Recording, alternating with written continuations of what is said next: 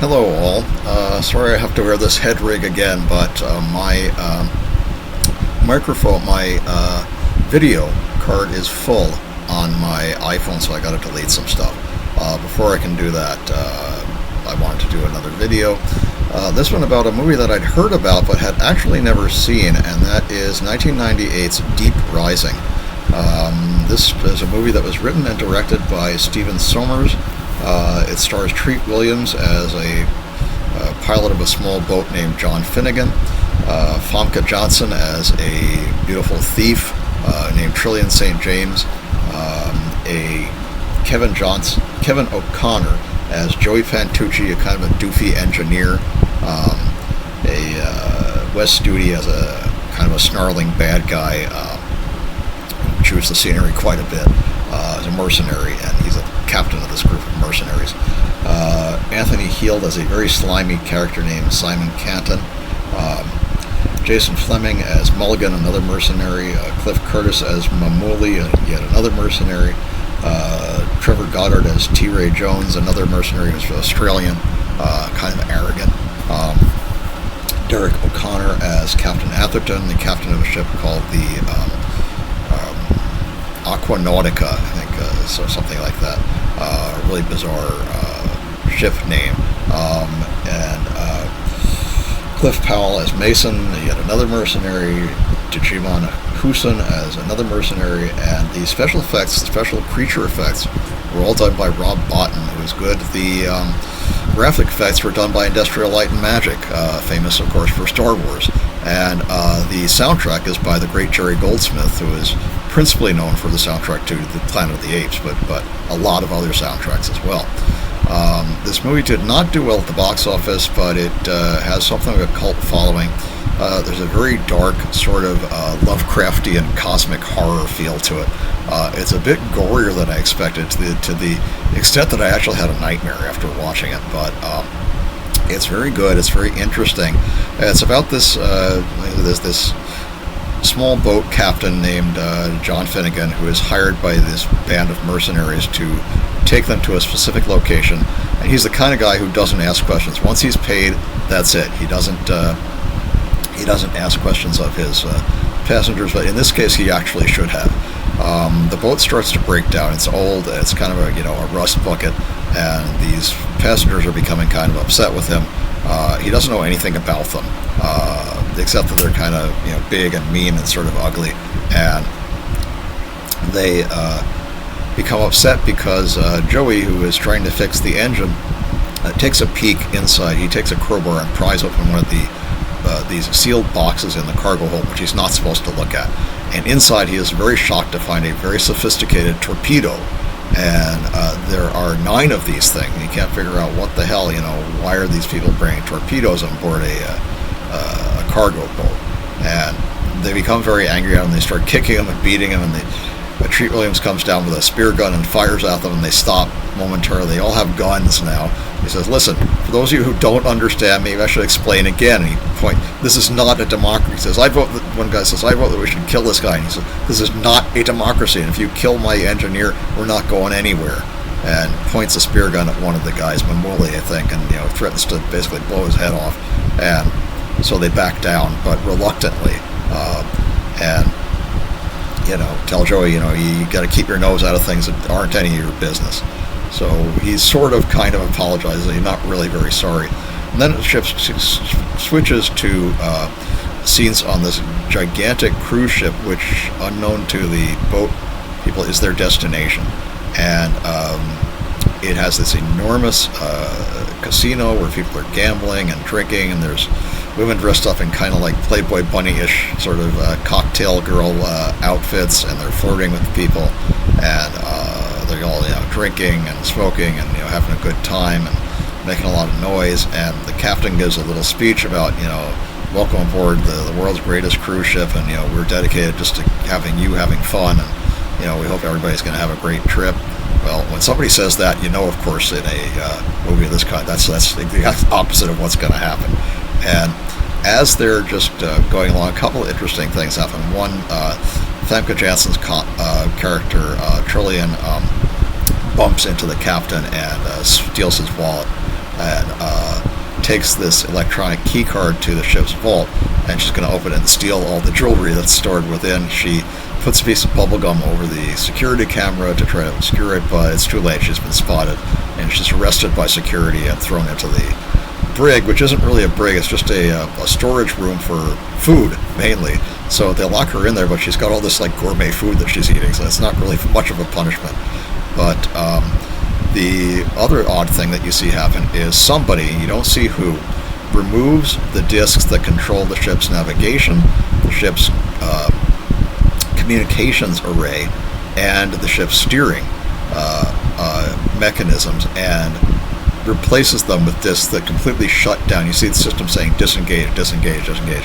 So now the ship is stuck, it's not going anywhere, it can't communicate, and it can't be steered.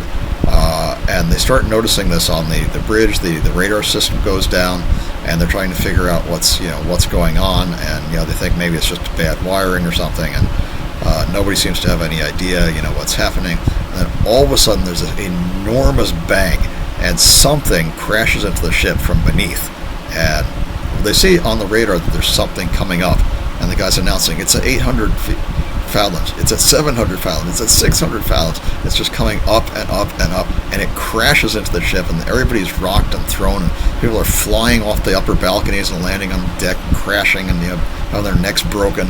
People start screaming and yelling and panicking, and they're running through the ship. A woman hides out in the bathroom, and she's crying and she's freaking out. And of course, this happens in these things. Something horrible comes up out of the toilet and it just grabs her, and all you see is like a big gush of blood. You don't see what it was. You don't see her. You just see this huge gush of blood. You think, oh, something horrible has just happened. And we go back to the boat with Treat Williams and Kevin O'Connor and the mercenaries, and they are now they're doing something. He said they're putting holes in the deck. He says, "Hey, you guys didn't pay me to put holes in my deck." And what they're erecting something on the deck, and what it is it's a torpedo launcher. And he goes, what the heck? And then Joey tells him, "I saw these torpedoes in the cargo hull." And he says, "Listen, I don't know what you guys are doing, but this is not what I agreed to." And he says, "Shut up." The Wes Studi character Hanover says, "Shut up. We already paid you." And he says, "Now we're taking over." And they all have these guns, and they're like rapid firing machine guns, which seemingly never run out of ammunition, which is one of the problems with these kind of movies. You never see anybody run out of ammunition. They just keep firing. They never reload. You never see any. How many freaking rounds can these things carry? You have to ask. But they go onto the ship, and it is obviously their intention to rob it. They're going to rob the vault, and they're going to rob the passengers. And they go onto the ship, and there's nobody there. They're really freaking out. There's nobody. There's no captain. There's no passengers. There's nobody, and the lifeboats are all still attached. So they obviously didn't bail off the get off the ship. They can't figure things out. Nothing seems to make any sense. The whole place is smashed to pieces. Everything is broken. The casino is wrecked. The decks are wrecked. The elevators don't work properly. Nothing's working properly, and there's no lighting.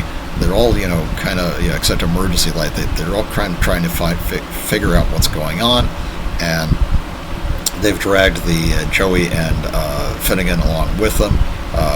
They run into Trillian, who has broken out of the room where she was kept in, but she short circuits the door, and it opens, and then she's trying to figure out what they're going to do. They ask her, where's everybody? She says, "I don't know. I was locked in the brig. I don't know what happened to everybody." And we heard this horrible noise, and then and then the ship rocked, and everybody was gone when I came out of there. They don't know what's going on. They're all starting to freak out, and suddenly they start seeing these mysterious movements. They can't really see anything. They just hear something. The whole ship is flooded with about 5-6 inches of water. And there's something in the water, and it's moving rapidly, but you can hear these kind of sort of odd squelchy noises, but you don't see anything. And suddenly one of the mercenaries is grabbed by something, and it just yanks him away. And you don't see anything, you just hear a scream, and again you see like a burst of blood in the water, and that's it. There's no reveal of what it is that grabbed him or what happened. And now the mercenaries are really freaking out. They start, they're taking out these, submachine guns that they're carrying, just firing randomly in all directions. And nothing seems to really have any effect on whatever it is that's happened. Then eventually they're starting to climb to the upper decks to figure out what's going on. They find one elevator that's working, and albeit sporadically, and they take it up to the upper deck. Hanover is still keeping Finnegan and Joey as prisoners, basically. And Joey is he wants to go down to the workshop and see if he can find parts to fix Finnegan's boat so they can get the hell out of there. And they allow him to do this, but he has to be accompanied by this guy T-Ray, and who doesn't like him. He's saying, I really don't like him. He says, you don't even know me. I just thought it was a good line, good acting. He's acting like this big tough guy, but there's no real reason for him to be that way. Joey plays, kind of a comic relief character, but he does it very well, Kevin J. O'Connor. And so he's looking for these ship parts, and while he's doing this, he sees there's a hole under in the workshop where he's looking for these parts, and something is in there. Something's swirling around. Whatever it is, it grabs T-Ray and yanks him away. And again, you hear a scream, and you see the burst of blood. You don't see anything. And now, Joey's freaking out, and he calls up Finnegan, is telling him, something took. They say, "Where's T-Ray?" Studi says, "Where's T-Ray?" He says, "I don't know. Something took him." He says, "What do you mean something?" He says, "Well, I didn't see it. It's just something. This ship's infested with something." Now they're trying to figure out what's going on. As they go up to the upper decks, they find that hiding in another one of the elevators is this very shady guy, Simon Canton. He accidentally kills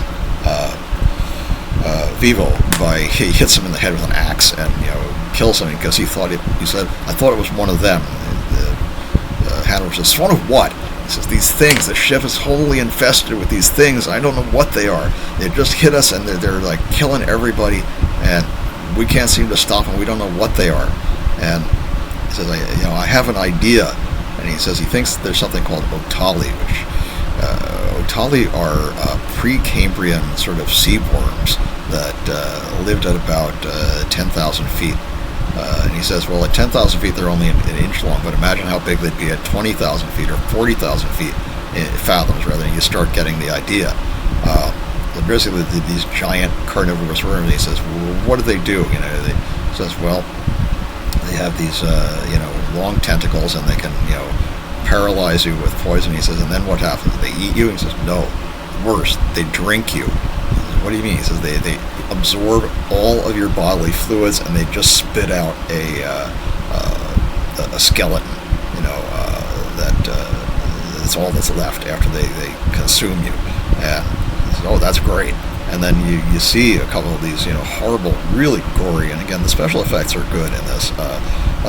Skeletons with just like eyeballs and a little bit of meat left on them. Really gross. Very disgusting effect that kind of made me kind of horrified me looking at it.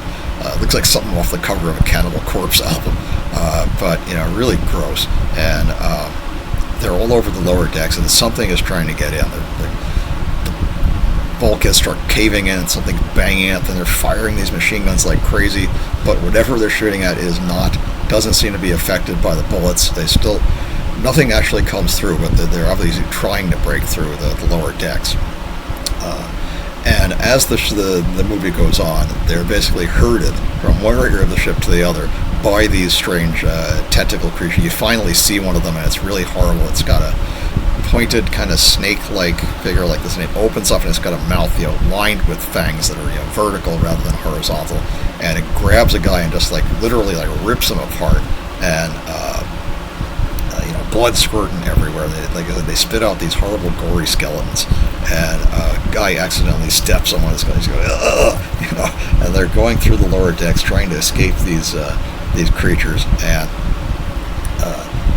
they can manage to kill a number of them, but they figure out that this guy that they rescued, Canton, is the owner and the builder of the boat, and they figure out that he is Finnegan figures out that he's in cahoots with the mercenaries. He is the person who sabotaged all the systems because the ship was losing money, the Aquanautica, and he realized there would be no way to recover it. So he's going to deliberately sink it for the insurance money. And his plan, before these monsters attacked, was to just lower everybody off in the lifeboats, empty the boat, and then the mercenaries are going to sink the ship with the torpedoes they were carrying. And he's going to, claim it on his on the insurance and then recover this investment that he made, which turned out to be a bad investment. And Joey says at one point, "You mean all these people had to die because you're bad at math?" I think that was really a really good line. And he's he at first he refuses to admit that he did this, but eventually he does admit that that was his plan. And yes, he's the inside guy, and he sabotaged all the systems. He admits they can't call for help because he sabotaged the communications and everything. He said all the cores are melted down. Nothing's going to work. The ship's not going to move, and we've got no communication. We have to find a way to get off here. And Finnegan said, "Well, I've got a bolt, but it's not working. But we've got the parts to repair it, and if we can get there, we have a chance anyway." So now their goal is to get off. As happens in these movies, the mercenaries are picked off one by one. At a certain point, these creatures are herding them toward a specific area, toward the bow of the ship, and Canton says, "Oh yeah, they're heading towards the bow, and that's where we should go." And as they start heading there, you see he's going in another direction. He's going to leave him there, and they show you the bow, and it's this basically hunting prey ground. There's like hundreds or thousands of these gory, bloody, horrible skeletons in the air. This is what happened to the passengers. These horrible things ate or drank rather all of them, and there's nothing left but gore and bones and rib cages and skulls. Really, really awful looking. And now they're freaking out, and of course more of the creatures start coming at them from the bow and chase them down into the bowels of the ship. Their only hope, it turns out, is at a certain point, Treat Williams and Famke Jannsen are separated from the mercenaries, and they have to fight on their own, basically. And they find that there is one chance. Okay, Treat Williams loses the bag that had the repair parts in it, so now they're basically screwed. But they find that there's one working ski-doo, and Famke Jannsen figures out where the keys are and takes the key and runs into Canton, who has run down into the same area. He demands that she give him the key. They have a fight. He's got a flare gun, and he's firing, and he threatens to kill her with it. And just as he's about to do so, Williams shows back up and shoots him, wounds him, and chases him away. One of the remaining mercenaries, I think it's Mulligan, who's sort of the second in command, confronts one of these things in the ship's kitchen, and he manages to kill it. He's like, "Ha ha!" He doesn't realize there's another one right behind him, and it grabs him and it gets him, so he's done for. One of the more frightening scenes is you see that Tire actually isn't dead. He comes back and he's been consumed. He's been drunk by one of these Otali, and it spits him out, and half of his side is just skeletal, and he's making this horrible rasping noise, and he collapses to the floor and decays into this pool of ichor, something straight out of a Lovecraft story. Just becomes something hideous. And that's, I thought, was a well done. The special effects were really well done in that. Really, really scary. So now Treat Williams and Famke Jannsen, they start the ski-doo, and they're trying to get away. The creatures are all around them, and they finally confront. There's a mother creature which they call an Octalus, and it's enormous and has like hundreds of these serpents, these Otali, as its tentacles and it's coming towards them, and Treat Williams shoots it in the eye with a shotgun, and it screams. It's wounded but not killed. It's like almost impossible to kill these. You can kill one of the tentacles, but then another one just pops up to take its place. Very cosmic horror in that respect. Kind of a version of Cthulhu, but very frightening. And they finally manage to get on. They try to get to the boat, and they do, and they see that the windshield is shattered, and Joey's hat is in there, so and it's wet and full of this goo. And figure, oh my God, they got Joey too. So what Treat Williams does is he sets the ship on the boat on autopilot, and sticks one of these torpedoes in the side so that the torpedoes are armed. The mercenaries armed all of them. What will happen is it will run a reverse course back into the cruise ship and explode and destroy the whole thing, because all the torpedoes will ignite once one of them goes off. And of course all the weapons will explode and the whole ship will be destroyed and the Octalis will be destroyed as well. Canton doesn't know this, doesn't know that he's set the ship for auto-destruct, and sees the ship below and jumps onto it, triggering knife, that he's got an escape, and then belatedly realizes that he can't work any of the controls that are locked out. The ship has been set to autopilot, so he's stuck on the ship, which is the boat, which is now headed back towards the cruise liner, and is going to explode. Meanwhile, Famke Jannsen and Treat Williams escape on the Sea-Doo, and they manage to finally get out of the ship. They're being trapped and herded into corridor after corridor, but finally they go through an elevator door and blast their way out and escape, narrowly, like seconds before the speedboat crashes into the ship and explodes. And the torpedo goes off. You can see finally everything's destroyed, including the Octalis is disintegrated. They end up on the beach, and they'd seen an island, and they head for the island and land on the beach. Williams is making kind of smarmy remarks about it could be worse, because he's there with Famke Jannsen, which is not the worst thing you could imagine. And then they see that Joey is still alive, and he's swimming towards them. He tells them that he saw the thing coming at him on the boat, and he jumped off at the last minute and swam for his life, and he used the captain's surfboard to paddle his way to shore. Now the three of them are just walking along the beach. He says, I can take a walk if you guys want to be alone. I thought I saw some lip action back there. They're giving them kind of a rough time. They figure, okay, now they're safe on this beach. Only all of a sudden you hear a horrible noise coming from the hills above them, which sounds exactly like the Octalis, and something that you don't see is descending towards them. So maybe they don't have a happy ending after all. I can kind of see why it has taken on something of a cult following. As some critics criticized, it's basically Alien on a cruise ship, but the special effects were well done. I would warn some people, if you're not a fan of gore, you might want to avoid this, because those skeletons are pretty freaking disgusting, which I think is kind of the point of having that effect. Rob Bottin did a really good job on the creatures and the remains, and it's really an interesting, exciting action horror film, and I do recommend it.